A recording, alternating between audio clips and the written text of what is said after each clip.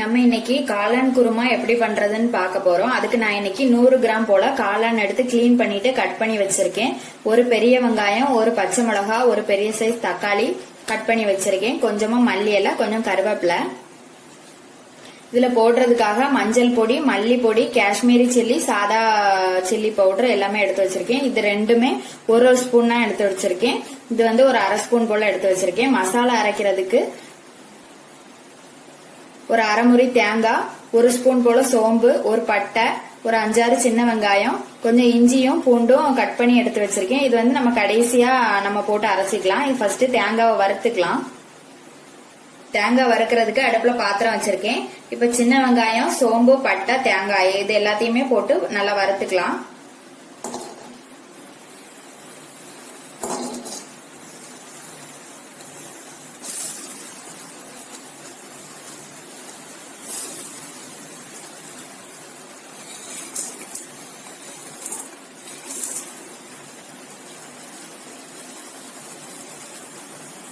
கொஞ்சமா எண்ணெய் விட்டுக்கலாம்.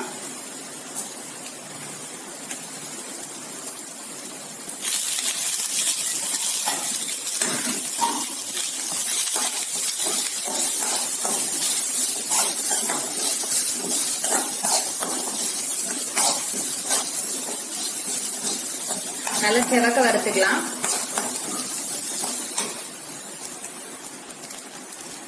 இந்த அளவுக்கு செவந்தா போதும். இந்த ஸ்டேஜ்ல நம்ம எடுத்து வச்சிருந்த கருவேப்பிலையில இருந்து கொஞ்சமா கருவேப்பிலை போட்டுக்கலாம்.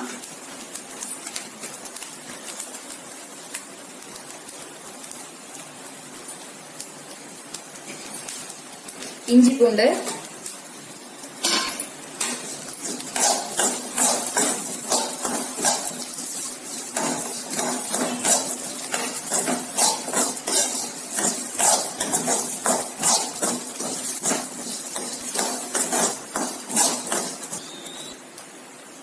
இதை ஆற வச்சுக்கலாம். அது ஆறிட்டு இருக்கட்டும். அதுக்குள்ள நம்ம வெங்காயம் எல்லாம் வதக்கிக்கலாம். மண் சட்டி வச்சு அதுல எண்ணெய் விட்டுருக்கேன். இல்ல வெங்காயம், பச்சை மிளகா, கருவேப்பிலை போட்டுக்கலாம்.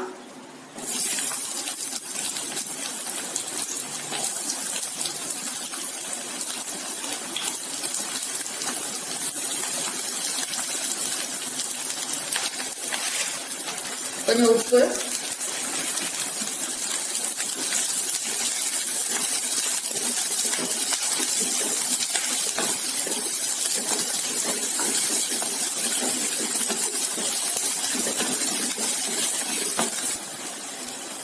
வெங்காயம் கொஞ்சம் வதங்கிட்டு தக்காளி போட்டுக்கலாம்.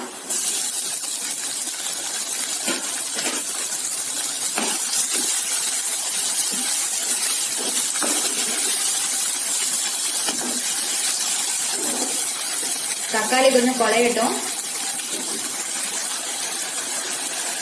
தக்காளி நல்லா குழஞ்சிட்டு இப்ப வந்து நம்ம கட் பண்ணி வச்சிருக்கிற காளான் போட்டுக்கலாம்.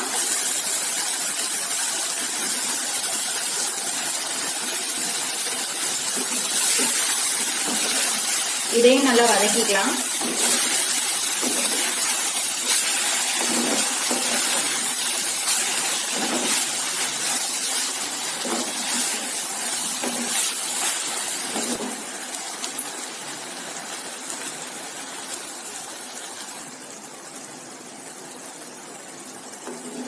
இதுல தண்ணி எதுவுமே விடல, காளான்ல இருந்தே தண்ணி விடும்.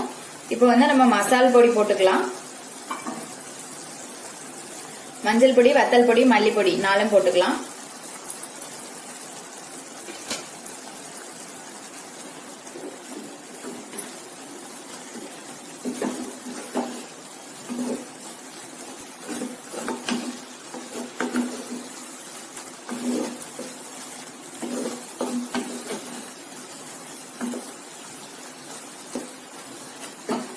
இப்ப இது கூட கொஞ்சமா தண்ணி விட்டுக்கலாம்.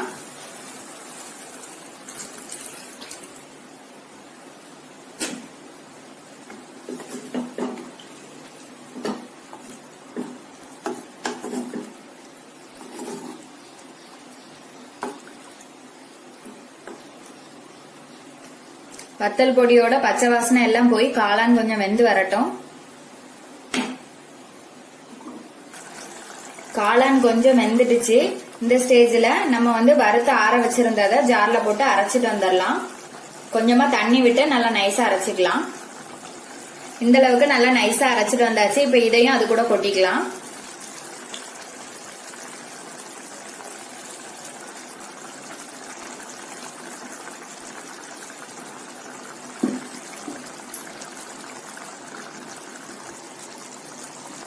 தேங்காய் போட்டாச்சு. இப்ப கொஞ்சமா உப்பு போட்டுக்கலாம். ஜார் அலசி தண்ணி விட்டுக்கலாம்.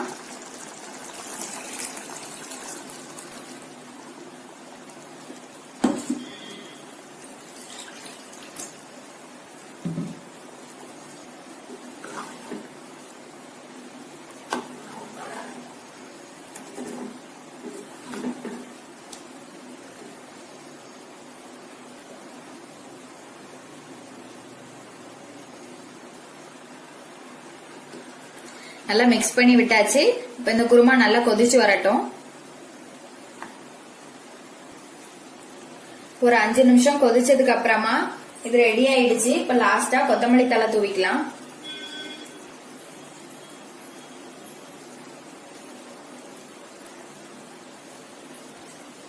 இது மண் சட்டியிலே இருக்கிறதுனால இன்னும் கொஞ்சம் நேரம் போனா ரொம்ப கெட்டி ஆயிரும். அதனால நான் இந்த ஸ்டேஜ்ல ஆஃப் பண்ணிக்கிறேன். காளான் குருமா நான் வேற பாத்திரத்துல மாத்திட்டேன். இது வந்து சப்பாத்தி, பூரி, சாதம் எல்லாத்துக்குமே நல்லா இருக்கும். இது மாதிரி நீங்களும் செஞ்சு பாருங்க. செஞ்சு பார்த்துட்டு எப்படி இருக்குதுன்னு சொல்லி கமெண்ட்ல சொல்லுங்க. தேங்க்யூ.